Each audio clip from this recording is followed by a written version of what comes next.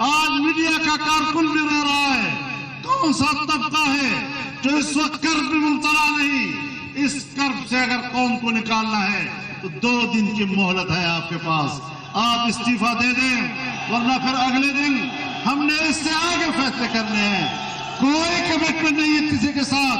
हम जिस अमन के साथ आए हैं, हमारी इस अमन का एहतराम किया जाए, कौम के अमन का एहतराम किया जाए, सियासी जमातों के अमन का एहतराम किया जाए।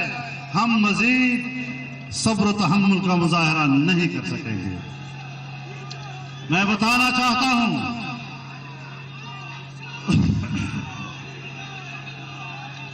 तमाम सियासी जमातें